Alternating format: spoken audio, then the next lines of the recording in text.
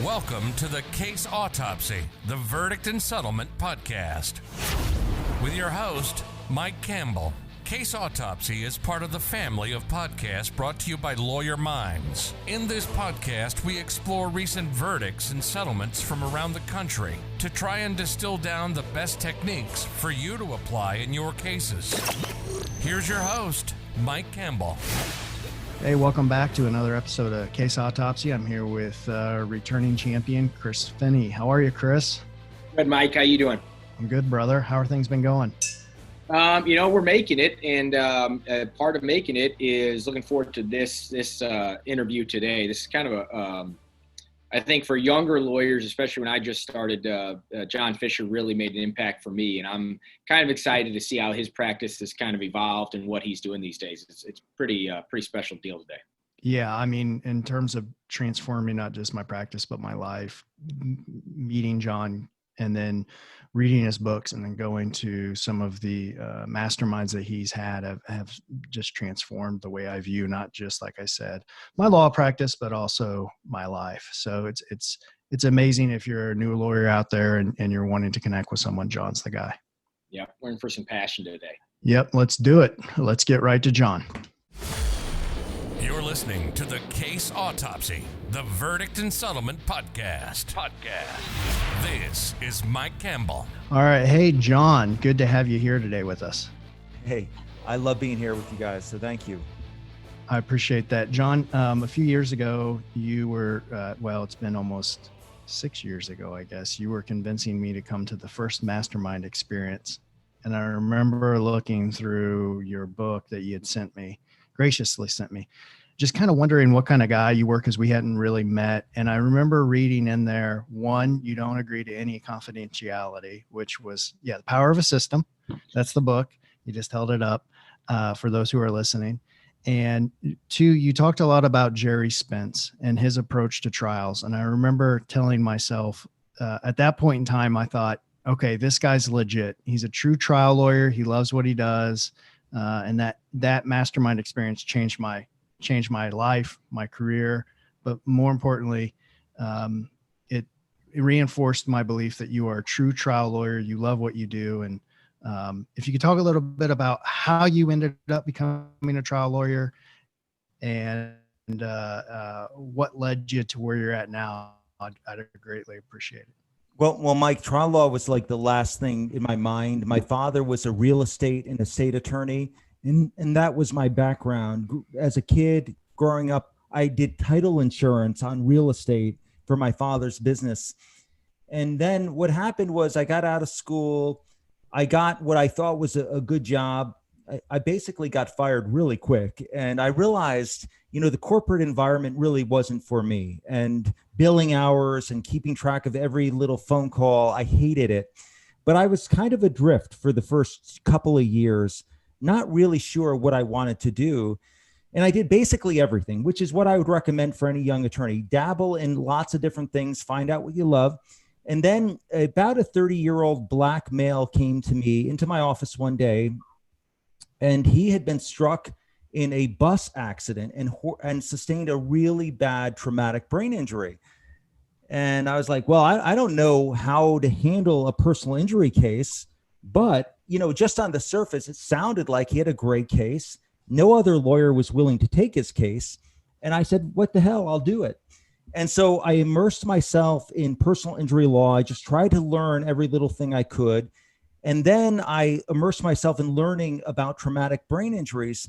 And I have to tell you something, I was absolutely fascinated. And my wife was like, we were just married at the time. And she's like, you spend all of your time on all of this. We go to a park and all you're thinking is about the case. And, I knew at that time that I had found my calling in this world, and it was representing severely disabled people. And Mike and Chris, I can tell you, when people talk about personal injury law, it doesn't really get me fired up because I don't really care to spend my time with somebody who has, a sprained wrist or a broken arm or something like that. That doesn't fire me up at all. But if I'm handling, my firm has 28 active files right now. They are, with I think one exception, they are catastrophic injury cases. one of the cases can finance the overhead of my firm for a year to 2 years. So, but that's what gets me fired up. And what I realized early in my career was if I'm spending even minutes on the smaller cases that all the PI attorneys think that they have to take, that's taking time away from the catastrophic cases that I want to push to trial. So relatively early on, I made a decision that I wasn't going to mess around with the small stuff. I was just going to simply refer them out.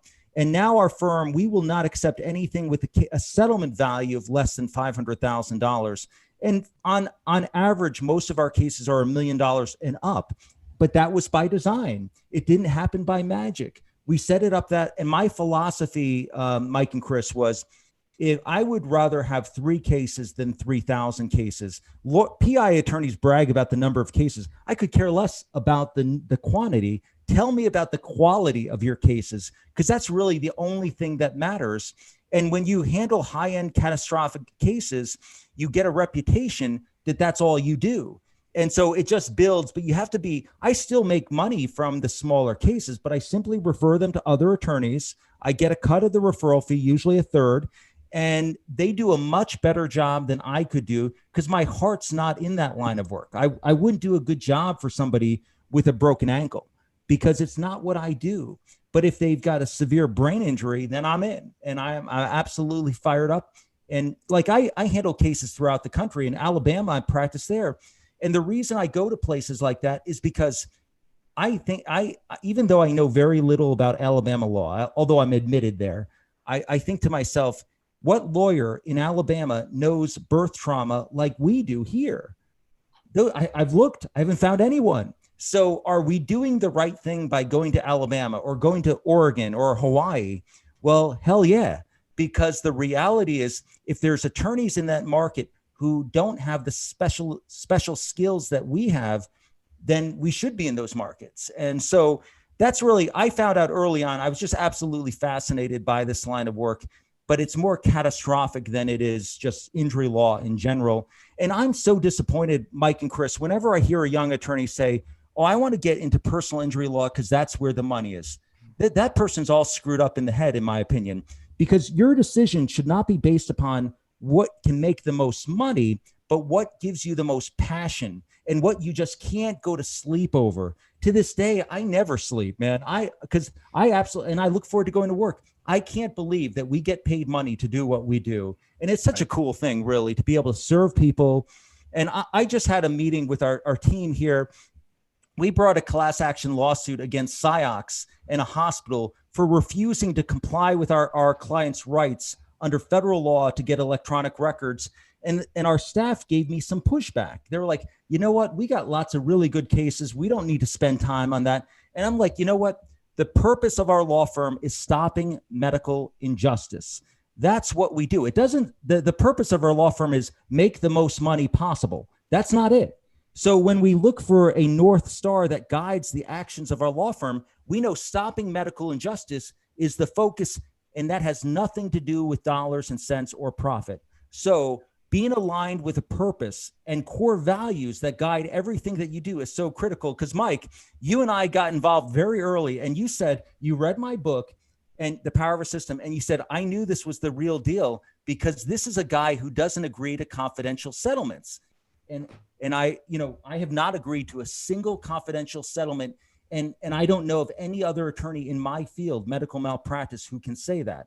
And I would rather go out of business to agree to confidential settlements. Because Mike, you wrote such a wonderful article in the Missouri Trial Lawyer Organization magazine about your experience as the son and your father's experience being injured, and that the plaintiff's attorneys were heroes to you. And that is such a cool thing, because I think we represent something that is far more important than money. We represent improving the quality of care for other patients in the future. And just like that bike accident that your father had, if you had agreed or your mother had agreed to a confidential settlement, all you've done is exchange some green pieces of paper. That's it. But if it's not confidential and the world can know about it, then you're taking steps to improve the quality of safety for other people in the future who get screwed by that same bike manufacturer. So that's what I believe in. That's my heart. That's my core. And that's the reason I held this up, because it has our 4 core values on it. And the reality is will not compromise any of those values. Right. And for those who are listening, John held up his core values, and I was going to ask you about that. So thanks, John, how that influences your cases. Chris, you're a trial lawyer in St. Louis. You handle a lot of similar cases to John. What do you think about what John had to say about his approach to trying cases? Well, what really stuck out to me is John said he didn't do this for the profit, but what I found, and I suspect the same as with John, is that the profit usually follows the goals. And so it's like, what I've found, and John, have you comment on this, is whenever I've made a decision in a case that was right for the client, it improved the value of the case. Yes. It was never the other way around. How do I improve the value of the case and get the client to do something? Is what can I do for the client that makes them better? Then all of a sudden it would have this reaction, oh, it improved the value of the case because we actually did the right thing. There was like a direct correlation. Is that what you see in your cases? Well, Chris, about a year ago, I was in Brooklyn meeting with a woman who was an Orthodox Jew, and her husband had died horribly due to medical malpractice. And she was interviewing basically all the firms in New York City. I'm 90 miles north of New York City, so that's not really my market. And so she had contacted me. I went to see her, and for about an hour, our conversation went nowhere. I was just a talking head. But then I showed her our business card that has the core values on the back of it. And one of them is, we will never agree to a confidential settlement. And she said, why is that? I said, well, because our job is not solely to compensate you, but to improve the quality of medical care for other patients in the future. And she's like, oh, that's what I believe too. You are the perfect lawyer for my case.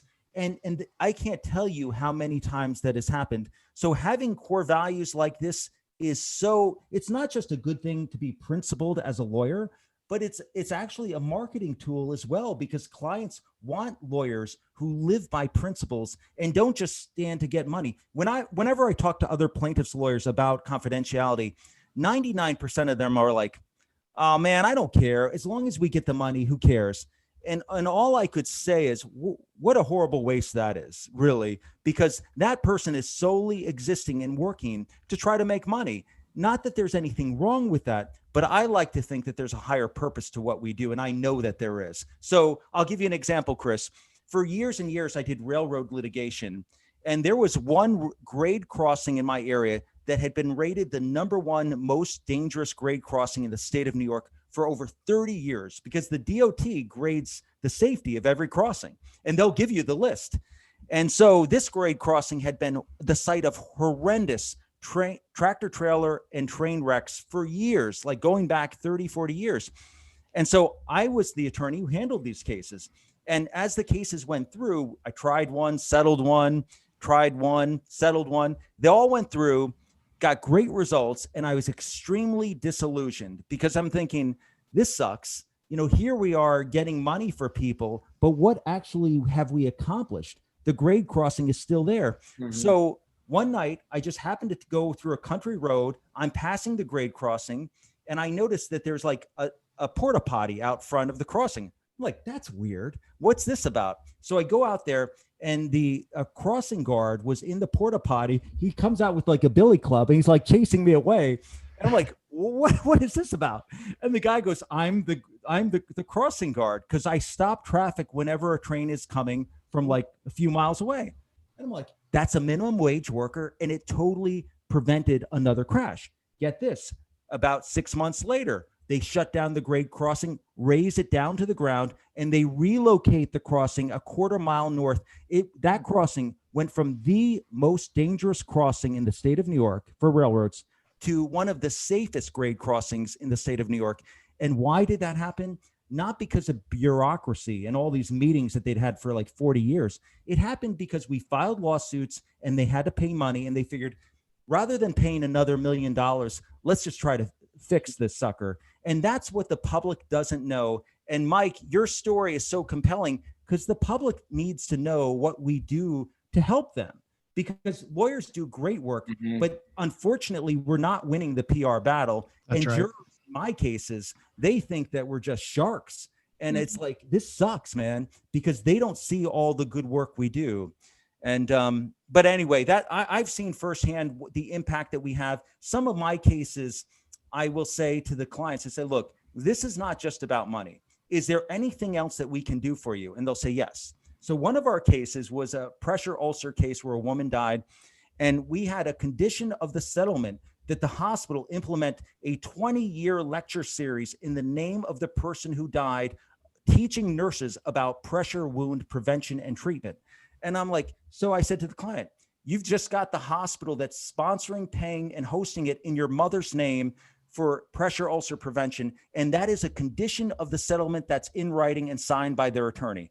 Now, how cool is that? And we've done other things like that. And you might say, other attorneys might say to me, look, the hospital's not agreeing to that. What are you, crazy? Well, I'll tell you what, you never know till you try. And if somebody says to me, oh, we have to have confidentiality in Missouri, you're just a crazy New York lawyer. I say, okay, try it once and tell me if it works, because they want to settle the case more than you do. And so let me ask you on the confidentiality, when you sign up with your clients, some clients don't want people know. Do you keep their names confidential, saying, hey, I don't want to know that, I want people knowing that I just came into $2 million cash or whatever it is. So the defendant will never be confidential, but you will sometimes agree that the plaintiff will remain confidential, or the recovering party? No, I wouldn't agree to confidentiality in any way, but obviously I can't go public with anything without the client's permission. Gotcha. So if they don't give me permission, I'm not going public on anything. Okay. So you always need, there was an attorney named, I think, Michael Avanti or something like that. Yeah. He went public about Stormy Daniels, right? And he told her story. And it's like, she said, wait a minute, he never had my permission to do that. And she's right. The lawyer needs to get permission before you go public on anything.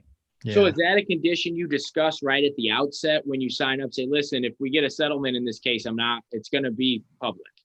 No. I discussed that it will not be confidential, but ultimately I will always preserve their rights to privacy if that's what they want. Okay. And in most cases they do want it private, but in some cases they don't care.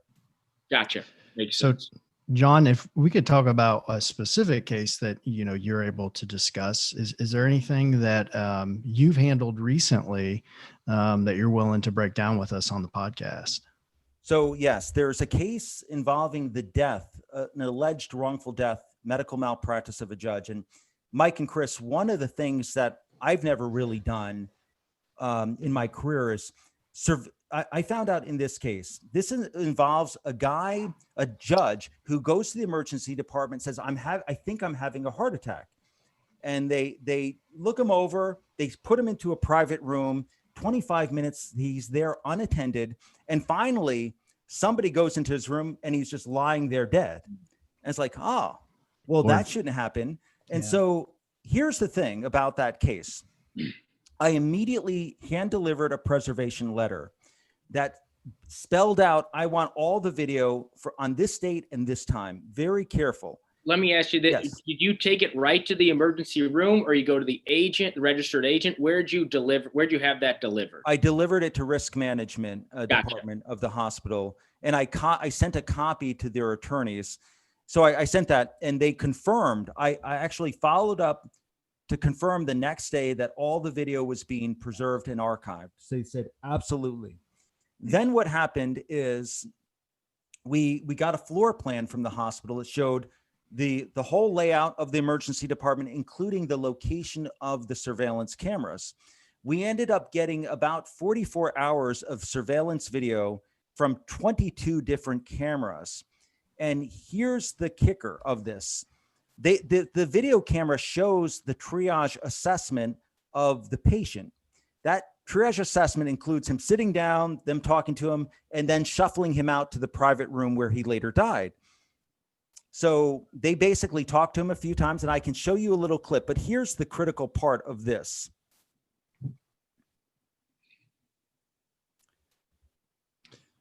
So what we're watching now is a clip of the surveillance. This is the triage room. The man in the black shirt that you see is the patient, and he's going to the emergency department, and the doctor who's got a blue vest on behind him with the black hair, that's the attending physician The nurse is talking to him here. This clip lasts about 5 minutes, but what you would see here is the doctor with the black hair behind the patient. She is basically not paying attention to him hardly at all the entire 5.5 minutes. The nurse is talking to him. He's there because he thinks he's having a heart attack. And you can see the waiting room of the emergency department in this. And as you go farther along in this, they check his blood pressure. The doctor is basically ignoring him. She's just looking at her workstation, very little communication with the patient. And she had just arrived at work and was just getting kind of situated that day. Then at points, he is looking back and talking to her. And then near the end of the video, what you'd see is they decide to shuffle him off to a private room. The doctor here is just basically, here he is. This is the final part of a 5.5 minute triage session where most of the communication is with the nurse. The critical part here, Mike and Chris, is that attending physician, the black woman, doesn't lay a hand on the patient, not once at all. In fact, you can probably see that she appears distracted and not paying attention to this patient. And then at the very end of the video, what you'd see is he shuffled off out of that area to a private room. And I mean, the crazy thing is if you're watching this video, you're seeing a gentleman who does not look like he should have died from a heart attack. This is a guy who looks like, pretty healthy. He's 55 years old. He's sent out to a private room. Now, here's the critical part of this. This doctor, the black woman in the back at that workstation, she testified at a deposition that she completed a head-to-toe physical examination of the patient that included listening to his chest, his heart sounds, and his breathing sounds, and that everything was perfectly normal, that for about 5 minutes, she spent a detailed history from him, getting everything from him. And what you can watch on this video is, number one, she did not conduct any part of a physical examination at all on this patient. Right. And number two, you can tell she barely even spoke to him. She was distracted and just getting situated at work. So what they tell you under oath is an absolute lie. So I then asked for the production of the chairperson of the emergency medicine department. And I asked him, if a physician bills for services that were never performed, is that insurance fraud? And he said, absolutely. And so that's what I was going to ask you, John. I've seen people do that. You then turn it into almost a fraud case, because they're submitting that for reimbursement, and you can get the bills that show it was submitted and reimbursed, correct? Well, we do have the bills, and it shows that the attending physician billed for physical examination, and she's testified under oath that 5 minute clip that we showed, that is the only occasion that she had any interaction with this patient at all. And certainly there was no physical examination. And I asked her to break it down before I showed her the video. I said, tell me, how did you do the physical examination? And she's going through all this different stuff. Oh, I have a stethoscope. I listened to the different parts of the heart. I put it on his back. I listened to all of that. And I'm very thorough. And I said, how long do you spend doing each part of it? She goes, oh, I'm really careful about this stuff. Boom, boom, boom. And so now what do we do with this? We make a motion to amend the complaint to add a punitive damages claim, because this is not your routine medical malpractice case. This is intentional fraudulent wrongdoing for a doctor who's making up, documenting records and billing for work that she never did. And that is such a critical, because this changes the dynamic of the case. So one other thing with this case, we didn't simply get the surveillance video. We did a site inspection of the emergency department. So we went in there with I have a security expert. He went through the whole place, and we get in there, and there's a staff work area in the emergent triage area. And we're looking up at the ceiling. We're like, what the hell is that? There's a surveillance camera right overlooking the room that the patient was in. And I said, where's the surveillance video of this camera? And the defense attorney said, oh, no. That video was overwritten. I said, well, wait a minute. When was it overwritten? He goes, well, it's our standard policy to overwrite 30 days after. And I'm like, wait a minute. My preservation letter was served within 2 weeks of his death. How? And they're like, oh, well, we can't explain it. So we made a motion for an adverse inference against the hospital for overwriting or destroying critical evidence. That surveillance camera basically would have shown everything in terms of who was interacting with the patient or who wasn't interacting with the patient and all of that. So the takeaways from this would be, if you can get surveillance video, I mean, it is critical. We all know in a motor vehicle case, it's how critical it can be. It's the difference between winning and losing a case. But how many of us think of that with a medical malpractice case? Not too many that I know. It is critical. Do the site inspection. You have the right to go on there and learn everything you can about the layout of the property where this happened. Don't guess. Because these are your rights.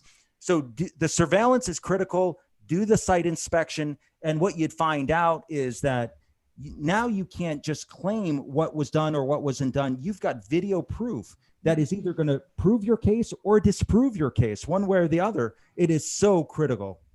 And I think, John, you kind of touched on it a little bit as you were going through. There's almost like we should assume in every case that there is video somewhere, somehow under the defendant's control. I mean, you see stats, you're on video up to 50 times a day.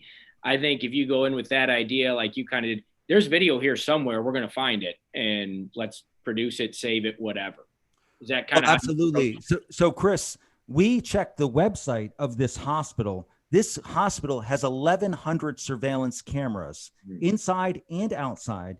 And we got hours of video of their parking garage, the exterior property, and then inside. Those cameras are everywhere. I don't think you can go anywhere without being on a surveillance camera, but the doctors and nurses are not even aware of it. Yeah. Right. And if, now here's the other part of this. Let's say, Chris, someone comes to you and it's like 2 months after the treatment and you say, oh, well, probably too late to get surveillance video. It's probably overwritten. Au contraire, my friend. What they do is they archive this. So even though it gets overwritten, if their storage capability is sufficient, in this case they claim it's not, but most hospitals will preserve it for up to a year. So even if you're retained 2 to 3 months later, you should still send that preservation letter and find out if they archived it. Yeah. No, because a lot of things can get stored up in the cloud anyways. We've seen that with trucking cases where they'll purge it. They say, well, it's purged after 180 days, blah, blah, blah. Well, you come to find out, you go to Qualcomm or whoever's handling that stuff. Well, it might be in their cloud. They're still retaining that information for other purposes, but it's still there. Right. No, it's so critical, important. Yeah. So the doctor had to have known that you had surveillance video of her. I mean, what's going on here? So what happened in the depot? Mike and Chris, here's the thing. This is my third takeaway from this. For my whole career, I've videotaped every deposition. There's a reason for that. Nonverbal communication is so much more important than what a person says. In court, you've seen that. Right. And what they're saying, the way that they answer a question is far more compelling than the words that they choose. And why do you videotape every deposition? Because those witnesses are not prepared for a deposition, but at trial, they're ultra well prepared. And they got their Sunday's finest. It's a great point. In the deposition, they're like, oh no, I haven't looked at this video. The attorney spends very little time preparing the witness. Yep. And then what I do is I set them up. I say, tell me, what exactly did you do on the exam? Oh, I did all X, Y, and Z, head to toe. I was extremely thorough. Tell me exactly what you did. I used my stethoscope and I listened to all 4 quadrants of the chest and the back, and I did all this stuff. Okay, when you completed that, did you document this? Tell me what you documented. And they'll write, oh, I wrote all this stuff down. I was like, great. Now, let me show you the video and tell me, they'll watch the video. And it's like, as we go through this video, I'd like you to tell me where you did the physical examination. And it's kind of uncomfortable for them. And they're like, I don't know, so it's like, I know I did it. Like, I know I did 100%, but I'm just not sure what it exactly. So, and sometimes it's good not to, like, I didn't actually do that. What I did was I said, okay, tell me this video, does this show your entire encounter with this patient? It does. Did you see him before this? No, I did not. Did you see him before he died? No, I did not. I boxed him in. I said, this 5-minute clip that shows the entire physical examination and the history, correct? Yes. Left it at that. Because if I gave them the opportunity to explain, they would have said, oh, it was off camera. I did something. You just can't see it. They'd find some excuse. I have 2 questions for you on that, John. Number one, I know you're a huge proponent of outsourcing. Outsource whatever you can really outsource. So I know you also video these depositions yourself. Is that right?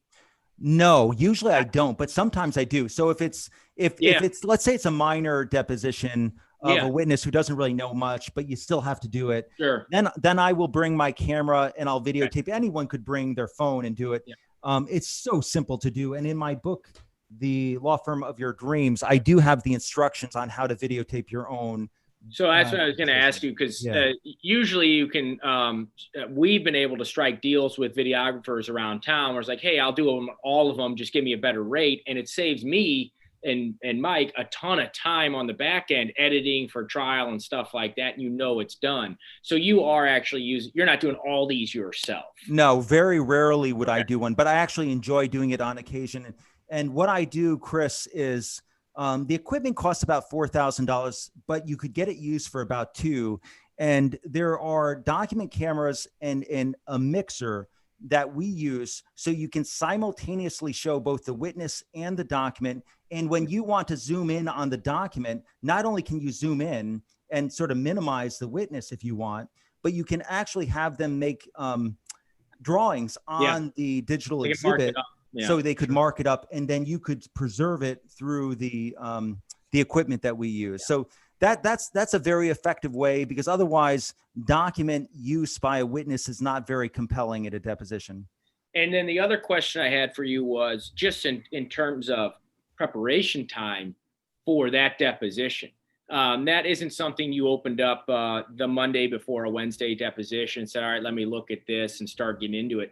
When do you start laying your groundwork? Do you I know you use a different case management software now, but do you open a file in there right at the outset for this is some of the goals I want to do? How do you approach that deposition? Because it's pretty clearly a very key deposition. Right. Well, what we would do is we'd have a system for everything. The system would be preparing for the deposition of a target defendant. And that system would include meeting ideally face-to-face with our expert to prepare. And what I do is say, block out 2 to 3 hours and in your afternoon or morning. And I want to go through every question that I should be asked and play rehearse what you expect their excuse will be and how we respond. And that way, when I go into a deposition, I know the 2 or 3 critical issues or admissions that I need. And it actually puts me at rest, because I recently saw, I read a transcript of an attorney who doesn't have much experience in medical malpractice. And I was like, oh, this is horrible. It's painful to read this, because that person should not be practicing this area of law. And I tell other attorneys, and they always laugh at me when I say this, that it takes about 10 years to become competent in medical malpractice. And they laugh and they said, that's ridiculous. Now I say, no. When I say that to other malpractice lawyers, they're like, yeah, that's about right.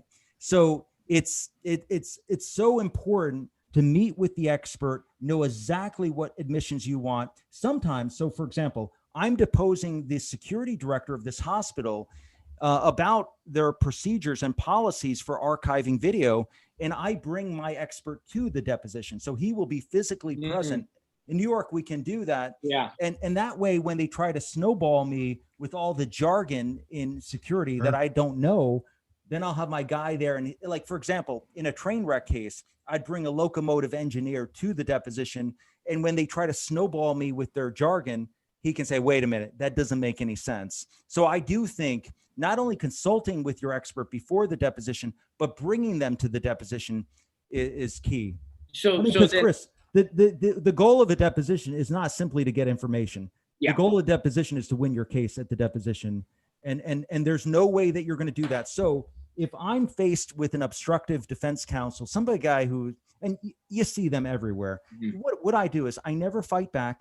Frankly, I don't even make eye contact with the attorney. I just keep the deposition going. And if they're going to give instructions not to answer, I ignore them and just keep going. And we move on, because you're going to shut down a witness from giving genuine answers if you start fighting with defense counsel. So I prefer not to do that. And what I try to do is build a rapport and let them know with nods of the heads and pauses. Let them talk, because you'll find out that they will fill the gap if there's a pause. And if you're just nodding your head and letting them talk, they'll keep going and on. And then you close that box, you box them into a certain position that you need them at the end. And that's it. I do think that most of our cases, I'd say 80 to 90% of them will settle.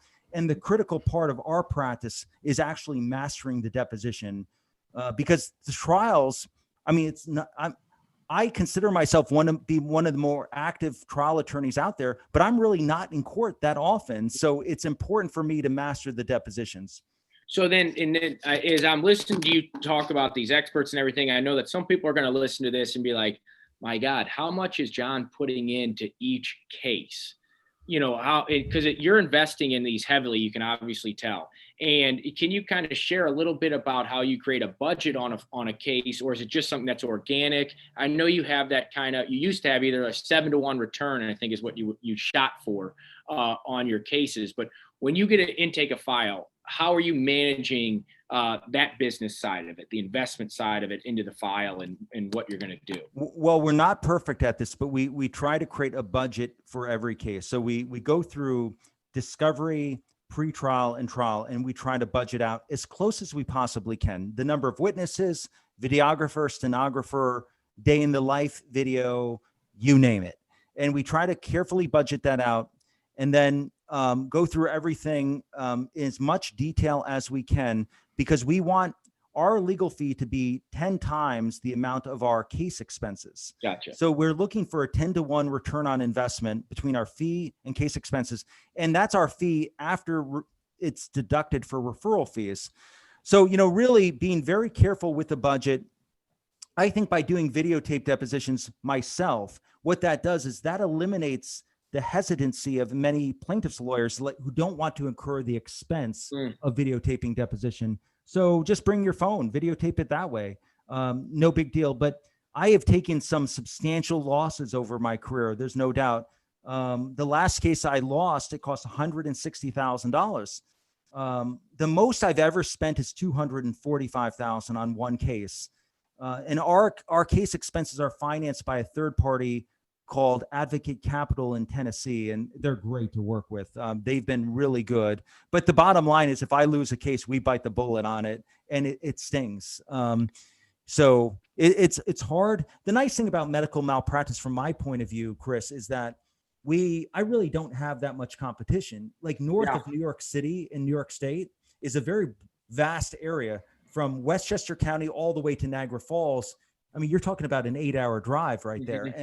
And there's really no competition for me in medical malpractice. So, and all the lawyers are looking to refer their work. They don't want this work. And so it actually is really good for me. And most importantly, I'm really passionate and care about it. So it's been a wonderful way. And I look for people to work with who are not just competent and skilled at what they do, but share my passion for this line of work. That's so important. Can they match my energy on this line of work? Because if they're just there for a paycheck, it's not gonna last. But if they're there and they're so fired up and they're coming in on weekends, then it's like, yeah, that's perfect. Right. And I know that one of the things that you've done in a case recently, you decided to have a press conference. And why did you decide to have a press conference, and what's your approach in that case? Well, a few things about a press conference. One thing is, you know what Allstate and Progressive and State Farm have done? They've won the court of public opinion. And then by the time you go to court, you've got probably 8 out of the 10 jurors thinking that you're some type of thief for even bringing a claim. I mean, you're just trying to, you're trying to steal money from a lizard. Yeah, he's a funny lizard. And how did it ever get to this point? Well, there's been an indoctrination by the media that every case is a frivolous BS lawsuit.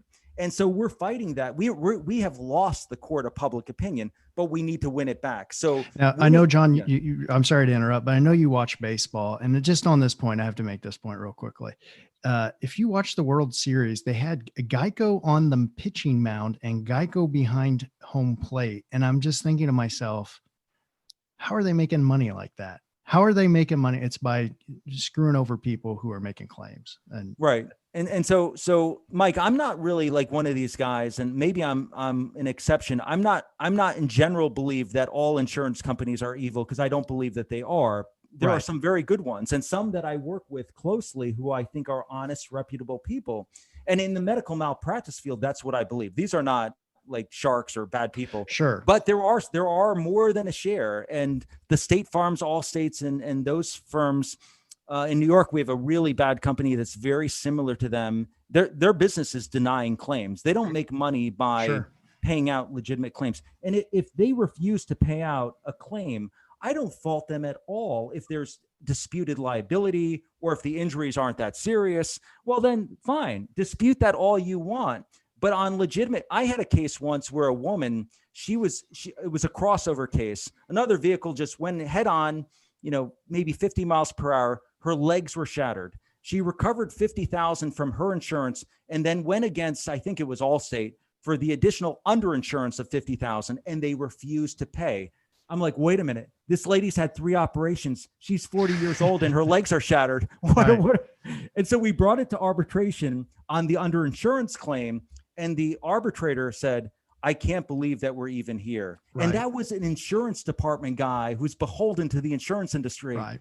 And like, I can't believe we're here either. But why do they do that? Because they think that somebody like me will give them a deal where we're taking money off of the policy. So let's say on a $50,000 underinsurance policy, I cut them a deal where our client will accept $40,000 just so we don't have to go to court. Right. Well, they just saved $10,000. They're heroes at that point.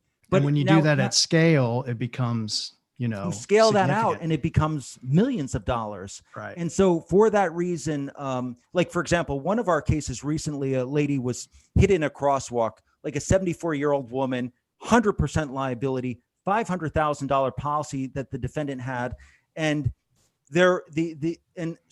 internally, we value every single case in our case inventory. We get a value, and I put $500,000 on that case. And our staff was like, well, wait a minute, that's the policy. It's like, well, of course, we're not settling for a penny less than that policy. And if they offer us $499,500, we're going to tell them to go to hell. So that's how I believe, because that injury is worth probably $2 million. So I do think living a principled life is so important, and knowing that, it'd be easier to accept the $499,000 and just put it to bed. But that's still the wrong thing to do, because that's not the fair value of that case. Sure. And so I got us off track, and I apologize, but you're fighting back in the public court opinion, and you did that with this press conference. Right. Is that so a company called Ciox has refused to accept federal law that allows our clients to get electronic medical records. Typically, the customary maximum charge is $6.50. They refuse. And what happens is the hospitals will send them the patient's records in electronic format. So they're receiving them digitally. And then what they're doing is they're pressing a button, printing out the records and charging for the photocopy fees. But here's the real kicker, is in many cases for voluminous records, they're not even printing out the records. They're sending a CD, but charging for the photocopy records, even though they're not photocopying anything. right? I mean, it is total insanity. I've seen this over and over again, and I'm so fed up. And all the attorneys, the plaintiff's attorneys where I am in upstate New York, they're like, oh, they do it to us too. But we don't have time for a class action lawsuit. And I don't have time for it either, but I'm going to do it anyway. And so my staff just today was like, this is really a lot of time. You're dealing with the best law firm in New York City. I'm like, who cares? Let's bring it. Let's have some fun here, because the reality is stopping medical injustice is the purpose of our law firm. And that's the North Star that guides us. And so by dropping that, what that basically means is Ciox can get away with doing this. And I could guarantee you they're doing the same thing in Missouri. Oh yeah. Yeah, So eventually what's going to happen is somebody has to stand up to them. In Wisconsin, there was a $34 million settlement for overcharges by Ciox. This is going on everywhere. And Ciox is absolutely criminal for what they're doing. And the hospitals who are allowing it to happen, they're delegating out the medical records. And I refuse to pay anything. So another takeaway here, Chart Squad is a company in California that I swear by. They set up online patient portals. They will only accept electronic medical records, and they will only pay the maximum charge, which is $6.50. So regardless of the volume of the records, I'm getting records on average between the time of the request and the receipt of the records in 15 days. We can't beat that. My firm was not doing a good job with medical records because the follow-up wasn't really happening. But with Chart Squad, they do everything. And for $6.50, instead of spending $500 or $1,000 for paper copies, we're paying $6.50. It's unbelievable. And their CEO is a guy named Chris Carpenter, who is an avid civil justice advocate. And this guy and I, our values are so closely aligned. And when you find somebody who's in alignment with your values, you know, that's where you stick with them. And so Chart Squad for us has been great. That's great. Yeah. So, but getting back to your question, Mike, we did the press release because we wanted to start shaping the public opinion. So what we did, I did the press conference at a media studio. They set up everything, the lights, the camera. I brought the client, her son. We invited members of the media. One did show up, but we basically did a video clip. We did it as a Facebook event. And so we invited up to 500 people to this event, including the members of the media. We got, as a result of this press conference, we were on the front page of our local newspaper that has a circulation, I think, of about 20,000. And we got on the front page twice in the same week. So, and is this marketing? Of course it is. This is marketing. It's public relations. And we're also forming the opinion. And here's the cool thing about this, guys. The hospital's contacted, SciAx is contacted for their opinion about the lawsuit, and they have a standard response. We don't respond to anything, basically. And so, I mean, not that anything that I was saying was untrue, but they're not actually defending themselves either. Or you have to pay them $25 for a copy of the response. Yeah. So, and you know, it's really good. And I think that the client got to see that here we are. I prepared her for this interview. I followed up with the reporters who interviewed it, and some of them were national reporters, and just developing these relationships. Then I took all of the names and everything that I got of the reporters. They went into our archive on what we call fisherpedia.com and saved up all this information. And then from time to time, I'll follow up with them, just liking their tweet or something like that. But it's a way of building relationships with reporters. So when you really need them, they'll be there for you. So Chris and I were talking too about your approaches to marketing, and this is sort of separate from, I know that there's a public good in doing what we did with the press conference, but in terms of marketing, I know Chris, you had some questions about how John competes in his area. And because I know that, upstate New York is a competitive market with some mass marketers up there throughout the entire state. And so when you approach your marketing, how do you walk that line between, all right, I'm not going to mass market. I'm not going to maybe do a bunch of billboards. I'm not going to do a bunch of radio or TV. Where do you decide your dollars are best spent, and how do you do that? Right. So my epiphany as an attorney was relatively early in my career. I realized that injury victims are not my clients. Attorneys who refer injury victims are my clients. And I started marketing 100% to other attorneys. We now have 422 referral partners. That's an attorney or a paralegal or a judge who's referred at least one case in the last 5 years. And my take on it, even though 422 is a healthy number and our goal is to get to 1,000, everything we do is designed to market to that group. So we do a monthly print newsletter called Lawyer Alert.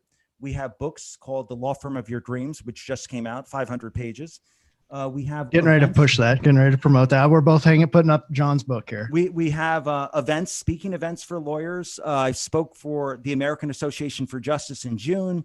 I speak for the New York State Bar Association. Mm-hmm. And what I do, Chris and Mike, is every single time that I speak, I'll do video clips on social media. I'll form relationships. And every lawyer who gives me their business card, I put into our mailing list for our monthly print newsletter that is just about marketing and managing a plaintiff's law firm. And so because I can't keep up with 500 referral partners. What am I going to do with that? So, but if I do a monthly print newsletter that's only 4 pages, then I'm top of mind with all of our referral partners every single month. I think, and I get so much kickback when I spoke at the Ohio Association for Justice about a year ago, and I was talking about the value of a monthly print newsletter, and they started laughing at me. But Mike, I can tell you, the people in our mastermind, like Chuck Boyd, Craig Goldenfarb, the bigger firms, they all have a monthly print newsletter. And mine is not just about the law. Sometimes it's about things like, if I die today, what would I do? My story about when I was 18 years old, my father gave me sort of like a letter that explains what to do in my life. And he's quoting Shakespeare throughout the letter, stuff that I think can add value to other people's lives. So that's what I do. And we've been doing a monthly print newsletter since 2011. The turnaround time with graphics, printing, mailing is about 2 to 3 days. And the cost is $1.53 per item.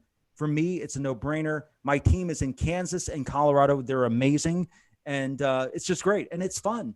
But top of mind awareness with your referral partners is so critical. So Chris, like for example, I really am a big believer in focus groups. I've been doing them my whole career.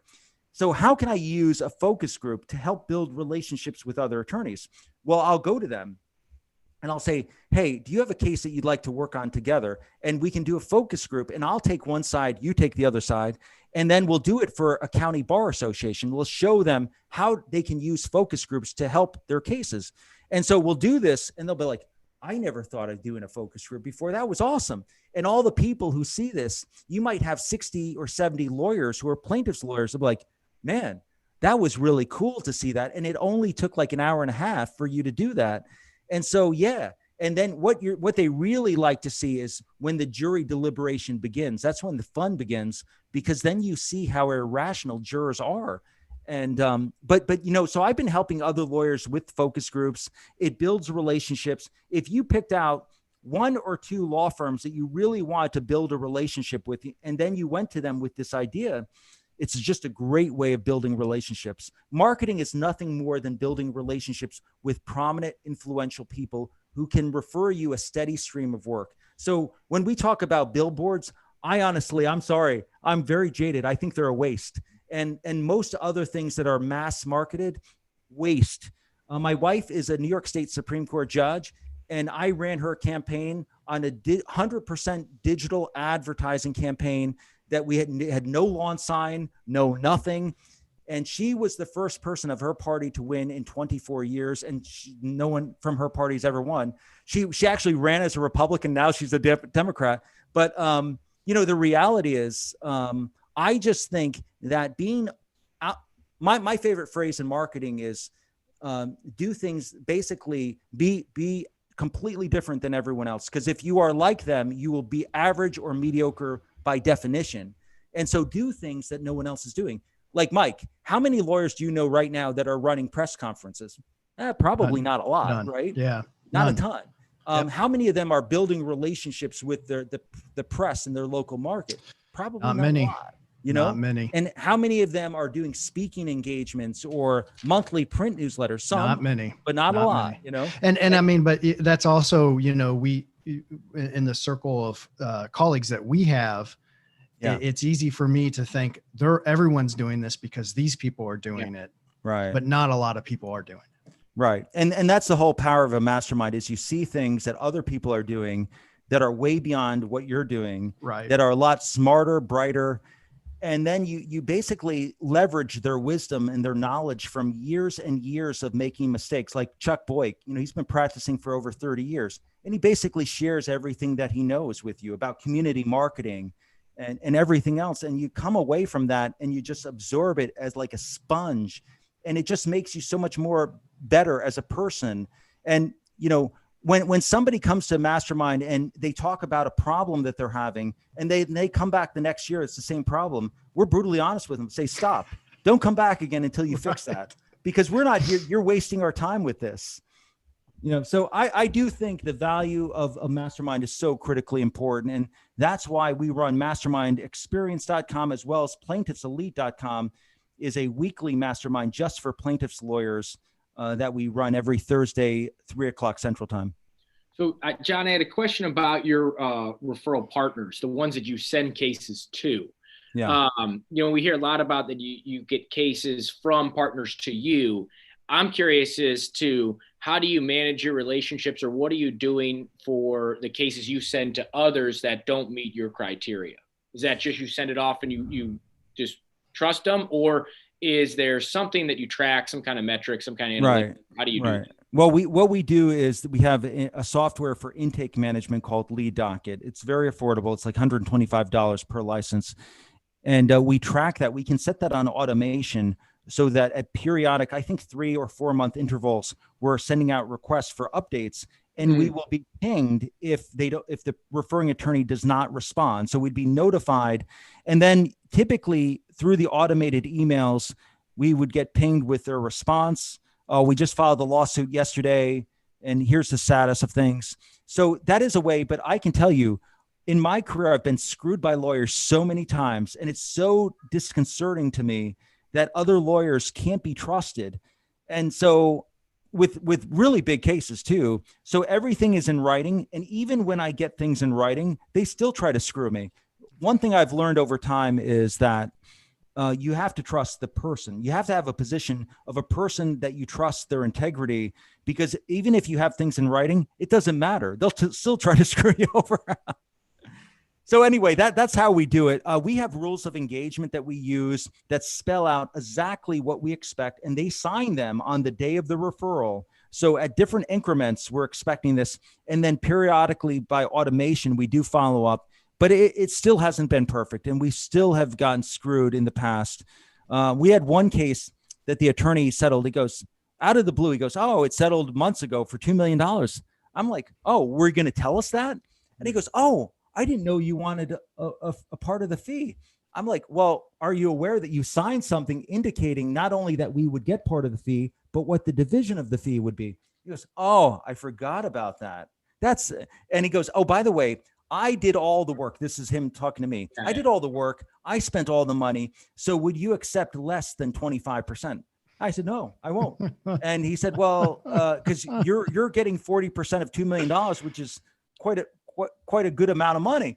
And he goes, come on, what about 30%? What about this? And he kept negotiating. This went on for like a month. And finally I said, look, you're going to get sued if you don't pay every penny. And even if you're short a little bit, you're going to get sued. This is business. This is not personal. Mm-hmm. And so finally he did.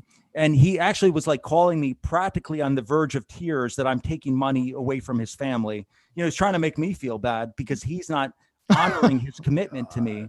But I've seen that too often. And I do think that you have to work with, I would never work with him regardless of his abilities, because I can't trust his word. You need to work with only attorneys that you can trust will honor agreements. And I think I've got a pretty good set. But it's constant learning curve is kind of what you're saying. It just part of the deal. It comes and goes, but you're doing your best to stay on top of it. Yeah. Rules of engagement from the very beginning, and then automated follow-up through our software, Lead Docket. I mean, that's been good. We do get automated responses. And we also tell the attorneys who refer us work, here's how you could differentiate yourself from every other lawyer in your market and this is the number one thing, is that lawyers, when they refer you a case, they'll say, man, I never hear back about that. I don't know what the case is. I just hear back when they send me a check. What if instead of that, you were like diligently every day, I do one follow-up email on one case to referring attorney. Here's what we're doing. Here's what we've done. Here's what's going to happen next. And they're like, there's no such thing as over communication with referral partners. Sure. The more that they know about the case, the more they appreciate it. And what you're doing, Chris and Mike, when you provide to a referring partner, you are guaranteeing that they will send you their next referral. Mm-hmm. And that's the reason I do it. And I say, here's my cell number. Call me anytime. You want an update about the case? I make them feel like it's their case because it is. So, John, you wrote The Power of a System, which should be on every lawyer's bookshelf. And I'm guessing if you're listening to this, it's on your bookshelf. You follow that up with Law Firm of Your Dreams. You are the driving force behind the mastermind experience. You have so much information that you're so glad to share with people.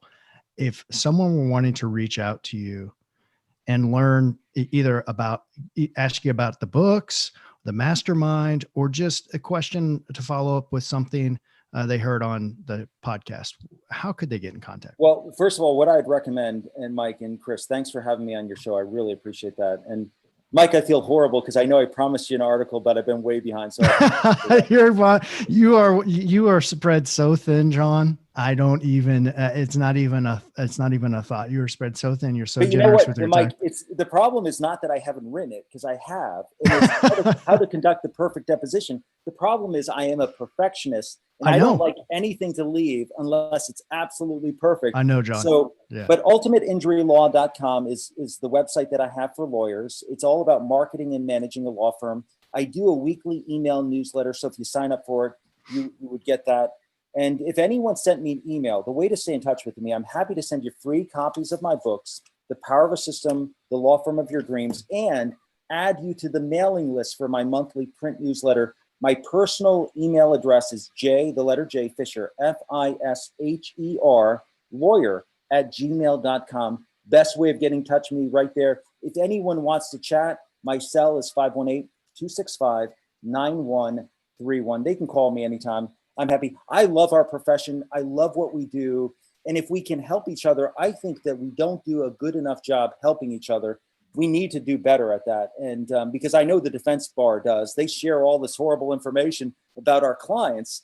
But what if we as a plaintiff's bar did the same, where we help each other get better? And I think that is so critically important. And your group here, I think it's a wonderful way to help our profession by sharing your story and helping other lawyers, because we're all alone. We all need help.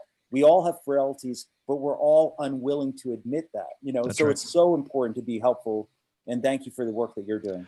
Well, and I just want to tell everyone out there who might be listening, if you reach out to John, he's going to get back into contact with you, and he's going to be very generous and gracious with his time. So don't be afraid to reach out or contact him. And John, thanks again so much for taking time out today to talk with Chris and I, and look forward to seeing you soon. Hey, thanks, Chris and Mike. Thank you. My pleasure. Yep. You're listening to the Case Autopsy, the Verdict and Settlement podcast. This is Mike Campbell. Wow, that guy, he has a lot of energy and a lot of passion, doesn't he? I mean, I felt like we kind of just cut him off. There were so many things we didn't even have time to really get into, but he did share a lot of ideas, and he was pretty honest about a lot of stuff about, how much he's invested in cases, and even admitting that he doesn't have, the best way to manage his referrals for the cases he sends out. I just thought that was really an honest conversation from him. That's the thing with John, is he's an open book. I mean, he actually has 2 books where he's just open about everything. So, but he also will just admit, hey, this didn't work for me, or it's not working for me. I don't have an answer to it. Let's talk about it. And I think that's what's missing in our practice. Yeah, absolutely. His openness is something I really take away from this. Like, hey, you can take ideas from everybody as long as we're sharing them, and it'll make everybody better. Exactly. And that's one of the conditions for any of the mastermind groups he does, which is, look, no bullshit, no BS.